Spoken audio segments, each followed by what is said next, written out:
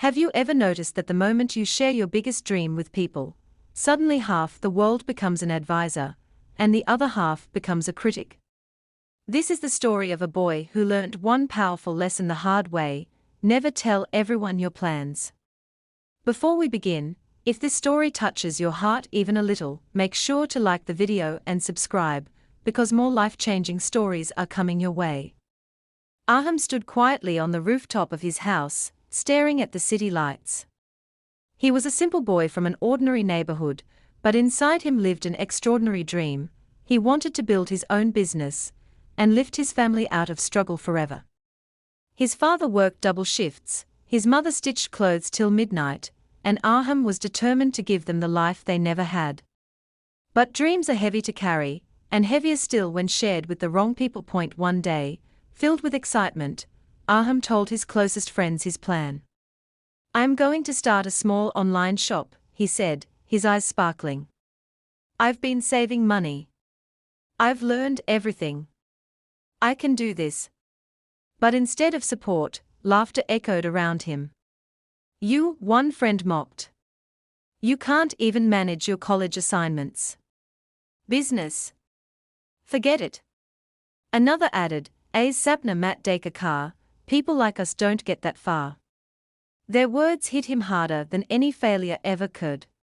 But he smiled weakly, pretending their comments didn't matter, even though his heart sank deeper with each one. He went home quietly that night. His mother noticed the sadness in his eyes, but didn't ask questions. Some mothers just know when to stay silent. Aham lay awake, replaying the laughter, the comments, the doubts. For a moment, he wanted to give up. But then he remembered his father's tired face, his mother's worn hands. The world's doubts couldn't compare to the pain his parents silently carried. And that very night, Aham made a decision: he wouldn't announce his dreams anymore, he would simply build them. The next morning he woke up with a strange calmness. He began working secretly, waking up at 5 a.m. every day. While the world slept, he learned online marketing. While others wasted time scrolling, he studied suppliers, pricing, customer service. Whenever someone asked what he was doing with so much effort, he simply replied, "Bas, thoda seek raha hoon." Months passed. Quietly, steadily, without applause or encouragement, Aham turned his dream into reality. He launched his online shop with just 7 products. The first few days were silent, no orders, no traffic, nothing. But he didn't tell anyone, didn't post about it, didn't announce a failure, didn't announce a victory. He kept moving. Then, one night at 1:13 a.m., when the whole house was asleep, his phone buzzed. Order number 1. His eyes widened. He stared at the screen for several seconds, just breathing, just feeling. It wasn't just an order, it was proof that he wasn't crazy, that he wasn't useless, that his dream mattered. He pressed his palm against his mouth and tears rolled down his face. Quiet victories are the sweetest. More orders followed. 1 per week. Then 2. Then 5. Slowly, his business took shape like a seed breaking through the soil. It was still small, but alive. People started noticing he'd changed, more focused, more determined, but no one knew why. Then came the biggest challenge of his journey. One day, his supplier suddenly shut down, leaving him with no stock and dozens of pending orders. His dream was at risk again. Aham panicked. He felt the same fear he felt months ago when people doubted him. But this time, he didn't run to anyone for advice. He didn't announce his problem on social media. He sat quietly, inhaled deeply, and told himself, "You started alone. You'll fix this alone." For 3 days he searched the city, meeting new manufacturers, comparing quality, bargaining, testing samples. His feet ached, his voice became hoarse, and he barely slept. But on the 4th day, he found a better supplier than the first one.